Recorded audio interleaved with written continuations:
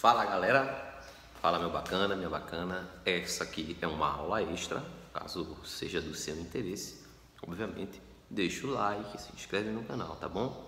Então veja bem, hoje, a gente vai falar sobre uma característica que apareceu já em prova do Enem, tá certo? Algumas vezes, tá? Que é a herança mitocondrial e a compensação de dose. Não me lembro de questões que falam sobre esta compensação de dose, mas me lembro de questões da herança mitocondrial, tá bom? Então, é uma coisa muito simples, muito tranquila, não precisa se preocupar tanto. Herança mitocondrial, como o nome já está dizendo, ela vem da mitocôndria. Fazer o efeito de imagem, para a imagem aparecer aqui, deixa eu olhar para ela, para ficar bonitinha. Isso é uma célula animal, certo? Vai aparecer também a mitocôndria, tá? Na célula animal tem a mitocôndria aí marcadinha de preto, um círculozinho preto que você viu. E agora vamos dar uma ampliada na mitocôndria. Você viu que nesta mitocôndria, ou você está vendo que nesta mitocôndria, ela tem um DNA, certo? Por dentro aí, dá pra ver esse DNA, só você olhar direitinho, tá ok? Então, deixa eu voltar pro meu lugar. Esse DNA da mitocôndria a gente chama de DNA mitocondrial. DNA mitocondrial. Tá aqui, viu? DNA mitocondrial. Tá? A mitocôndria, ela tem um DNA próprio, tem ribossomos próprios, ela tem membranas próprias, tá certo? É como se fosse uma célula dentro da célula, tranquilo?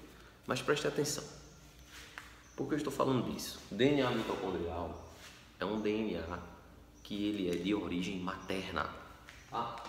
Vamos colocar aqui, a origem dele é materna. Por que eu estou falando disso? Porque, como já caiu questão sobre isso, sempre bom falar. O homem passa para outro homem os genes localizados no cromossomo Y, como a gente viu lá na herança sexual. Passa outros genes, obviamente, nos cromossomos autossômicos. Mas nos cromossomos sexuais, ele passa os genes localizados no cromossomo Y. Porque o que passa de um homem para outro homem, de um pai para o filho do sexo masculino, é o cromossomo Y. Mas e a fêmea? A fêmea tem uma questão muito bacana que é as mitocôndrias. As mitocôndrias, elas vão passar da mãe para seus filhos, e não importa se é macho ou se o filho é fêmea, tá?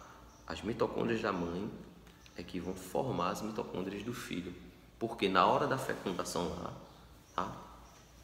O espermatozoide ele não entra no óvulo, o que entra é apenas o núcleo do espermatozoide.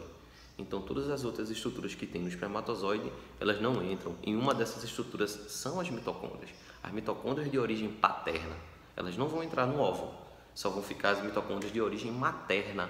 E depois de um certo tempo, tá? Esse óvulo vai ser fecundado, obviamente, pelo espermatozoide, vai formar um zigoto, e esse zigoto vai vir a ser uma criança, onde as mitocôndrias das células desta criança são todas de origem materna.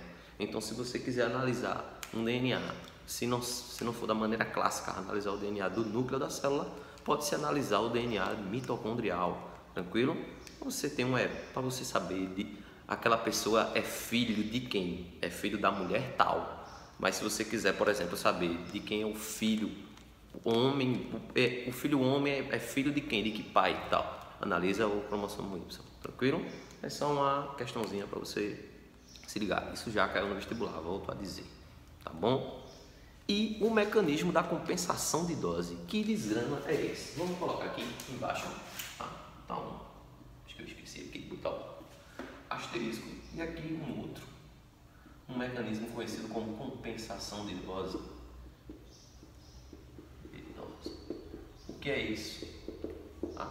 Compensação de dose é a inativação, vamos colocar aqui, inativação de um dos cromossomos, X, um das células, deixa eu botar esse 10 ali, das células corporais das fêmeas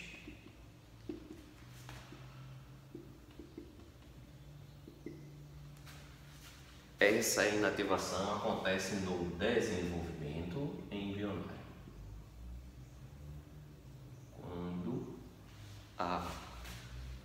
Quando ainda é um embrião, a fêmea. Tranquilo? Desenvolvimento embrionário.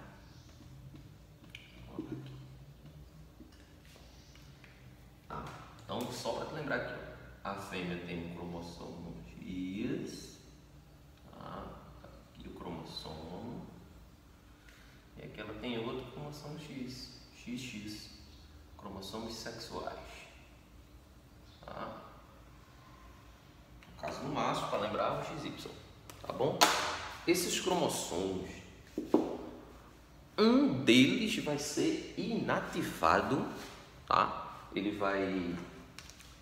vai começar a se condensar, a se enrolar em torno de si mesmo, tá? E de tanto ele se enrolar, ele vira um pequeno grânulo, tá? Ele vai ficar com um aspecto de pequeno grânulo no núcleo das células, tá? Esse pequeno grânulo, quando se faz cora a célula, coloca um corante nela para visualizar ela no microscópio, dependendo do corante que for colocado lá, esse pequeno grânulozinho vai se formar apenas nas células femininas, células de mulheres, tá? Esse granulozinho é conhecido como cromatina sexual ou antigamente era chamado de corpúsculo de Barr, certo? Vou colocar um nome aqui, deixa eu ver. Plon, apareceu o nome aqui, não foi? Corpúsculo de Barr, certo? Ou cromatina sexual.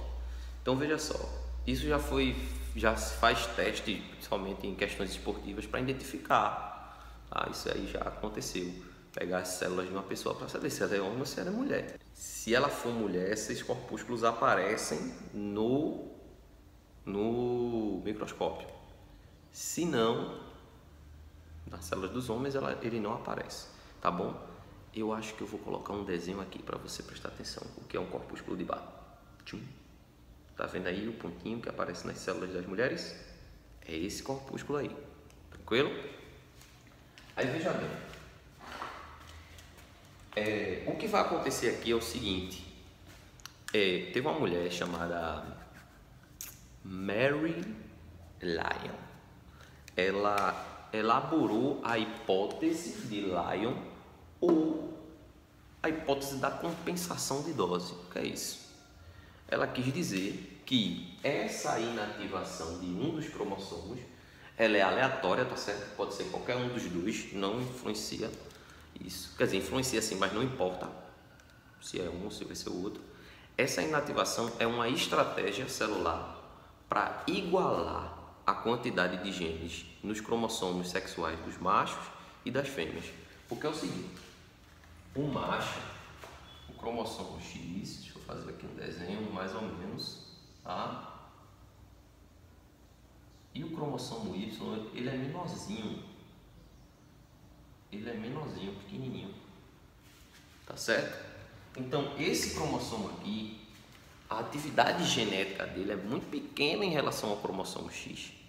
Então, é como se a mulher tivesse uma atividade genética nesses cromossomos sexuais dobrada em relação ao macho. Então, o que ela quis dizer, Mary Lyon, com a hipótese dela, é que um desses cromossomos vai ser inativado como uma estratégia para igualar a quantidade de genes ali com os cromossomos dos machos. Tranquilo? Aí veja bem, deixa eu apagar aqui, tá bom? Essa hipótese dela explica muitas coisas, como, por exemplo, existem mulheres que são daltônicas de um olho e do outro não. Aí você faz, oxe, professor, você não disse que ela era daltônica no outro vídeo? Era daltônica ou não daltônica. As mulheres que são heterozigotas, elas são heterozigotas para o daltonismo. Vou botar aqui o desenho, tá certo?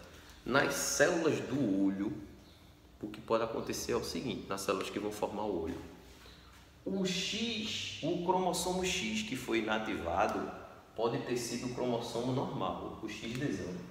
Se ele foi inativado, ficou quem? XDzinho. Deixa eu ficar aqui assim. Ele foi inativado, ficou quem? XDzinho. O gene do daltonismo.